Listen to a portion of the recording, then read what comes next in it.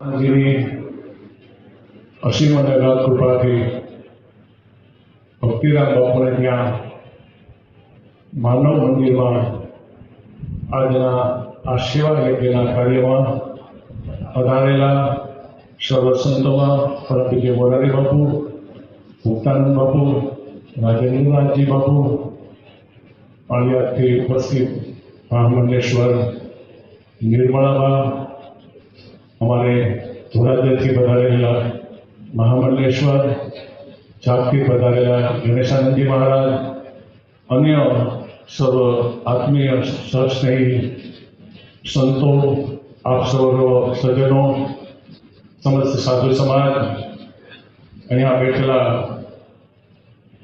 કોઈ દોષિત ન કહી શકાય પણ જેને પોષિત કરવાનો, પોષણ આપવાનો સુઅવસર માનવ મંદિરને મળ્યા છે એવા મંદબુદ્ધિના બહેનો, આપ સર્વ સજ્જનો, માતાઓ, બાળકો,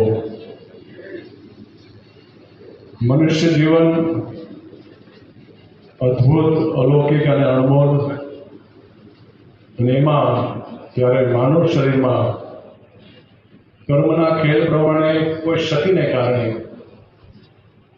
ચેતનામાં તો ખામી ઊભી થાય અને બુદ્ધિનો ક્ષય થાય, અને જ્યારે આવું જીવનમાં આપત્તિ આવી પડતી હોય અને એવી આપત્તિના રોગીઓની સેવા બાપુ કરી રહ્યા છે, ત્યારે ખૂબ જ સનાતન પરંપરાને ઉજાગર કરવા માટે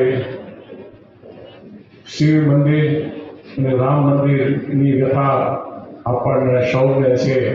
અમારે માયાભાઈ એમ છે કે આ નગારા બનાવવાળો મળે ને એટલે દુઃખના મારા પાડે.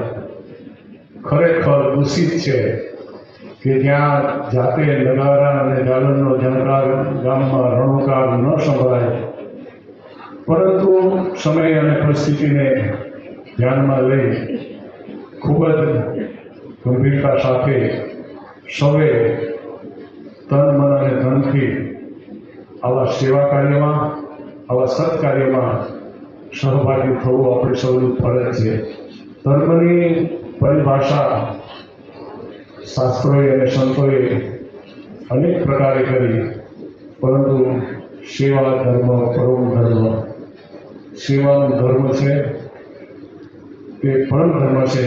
તો આવો આજના આ કાર્યક્રમમાં સૌ સંતોના ચરણોમાં વંદન.